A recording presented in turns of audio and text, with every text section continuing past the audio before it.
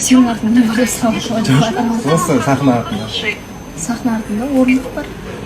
Тамаға шықпайсыз, тек қана шықпайсыз. Енді сізге Суық, күшті. нақты бір сұрақ. Отношенияда қыз баласы қатты жақсы көрген дұрыс па, әлде еркек па? Еркек. Не себепті? Себебі қыз баласы жақсы көріп, иіле беретін болса, жігіт баласы басына шығып, көкірегін ұра береді. Сонда. Наоборот болуы мүмкін емес па? Наоборот болуы мүмкін емес. Жігіт қатты жақсы көрсе, қыз құтырмай ма? Жоқ, ондай емес. Ондай емес. Сіздерде қазір қанша пайыз? Қанша пайыз? Санатжан, сізді қанша? Ал құрметті достар, бізде сахна артында сахна артынан реклама уақытында шықпайтын бекзат, өзі көптеген адамдары бар. Қазір саған нақты бір сұрағымыз бар. Жалпы отношенияда қыздың сезімі басым болған дұрыс па, жігіттікі ма? Жігіттікі. Не себепті? Қыздың сезімі басым болғанда жігіт жалғады. Қыз басында да болған ғой. Қыз жалықпайды ғой. Қыз жалықпайды. Наоборот, жігіт жақсы көрген сайын қыз баласы олар ары қарай жақсы көреді. Ал жігіт баласы оны минустеп қабылдап ары қарай есебінде құтырады. Енді пайызбен айтатын болсаң, қанша пайыз жігіт, қанша пайыз қыз баласы болады? 70-30. 70% еркек жақсы көру керек, 30% қыздікі жетеді саған. Назеркені сайын 30% жақсы көрсе жетеді. Қызғанып жүресің сонда. Қызғанасың ғой, енді жоқ, ол жақсы. Сен мені кейде мынандай отношенияда әңгіме болады ғой. Сен мені неге жақсы көрмейсің, неге? Кейде қыз балаларына сондай бір әңгімелер кетіп жатады ғой. Сен мені неге қыз мені жақсы көрмейтін сияқты, сезімі жоқ сияқты деген сияқты әңгіме. Сол тараптан айтасың. Ол енді жаңағы, ол мүмкін бара 30% дедім ғой, 30%-дан аз уақытта шығар мүмкін айтылатын ше.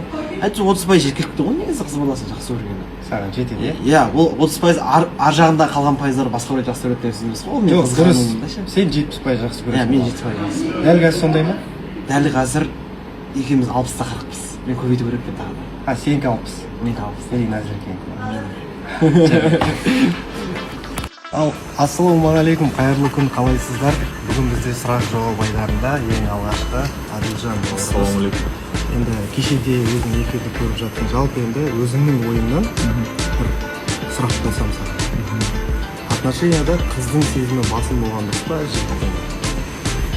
Негізі отношения басталғанда ең бірінші жігіт адамның сезімі басымырақ болу керек, потому что сен қызға деген андай подход істейсің, көңілін аулау үшін бәрін жасайсың, то есть өзіңе қарата алуға тырысасың.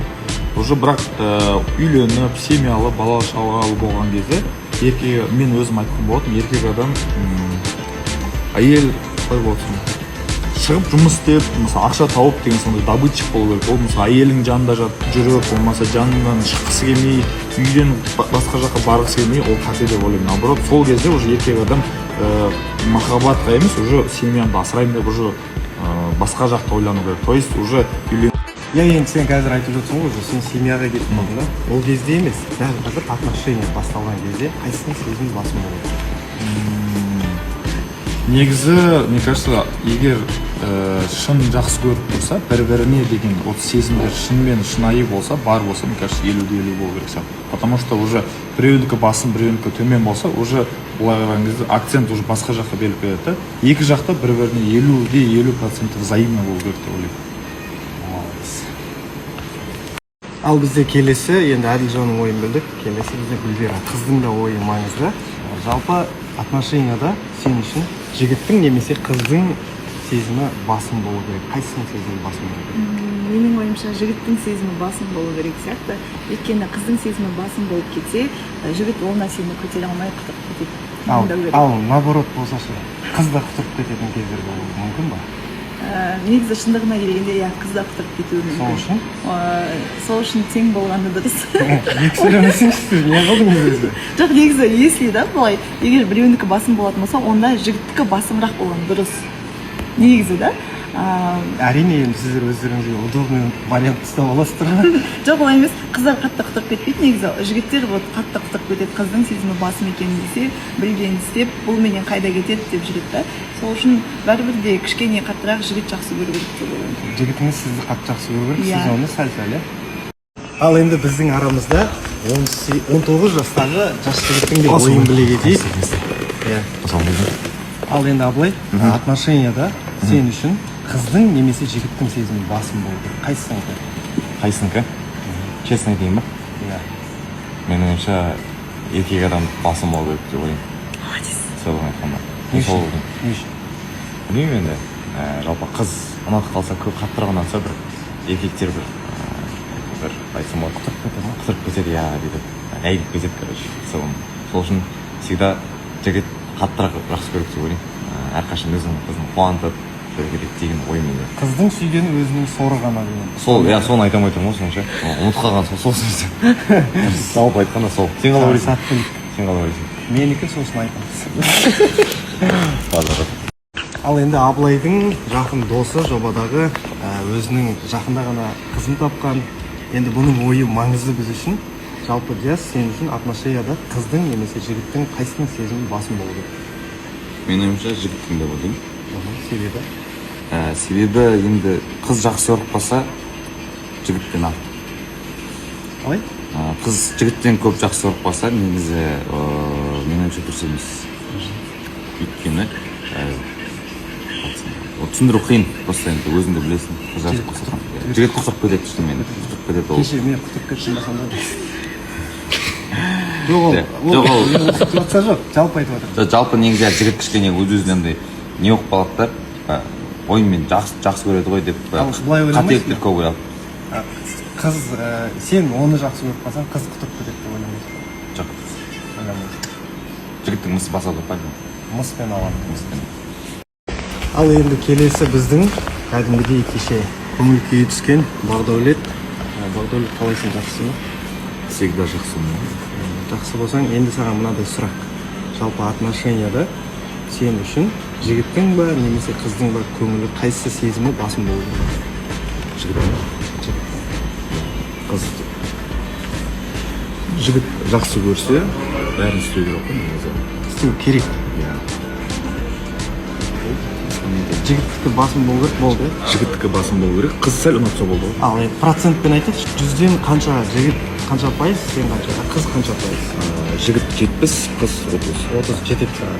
Қыздың көңіліне. Ең басында қызбен танысқан кездің өзінде, бірақ қыздың 5-10% симпатиясы болу керек. Саған да. Маған да. Жігітке деген жалпы. Көңіл күйің жақсы ғой, иә? Зор ғой. Зор ма? Точно ма? Иә, қарсыласым. Қарсыласым деп ал ұят болады өзі. Ал құрметті оқырман, енді біздің ортамызда Санатжан. Санатжан, саған бір сұрағымыз бар. Өзіңде махаббаттан кішігірім зардап шегіп жүрген адамдардың бірісің. Бұл сұраққа толық жауап берсең. Сен үшін отношенияда қыздың немесе жігіттің сезімі, қайсының сезімі басым болу керек? Еркектікі. Не себепті? Еркек андай ғой.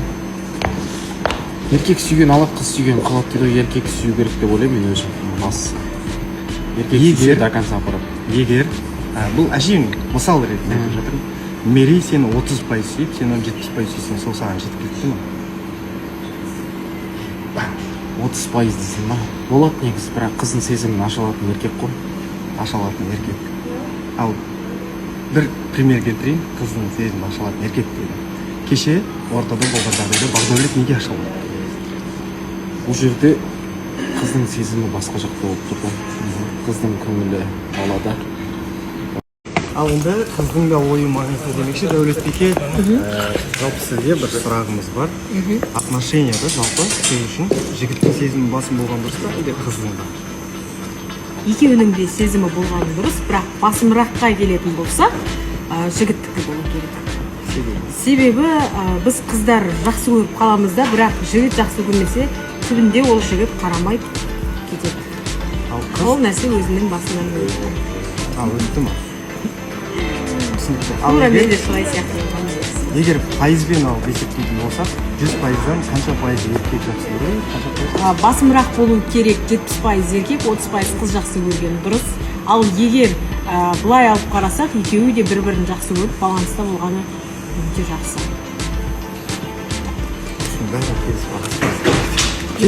Жоқ, мен шынымен айтып жатырмын. Просто шырай дегенде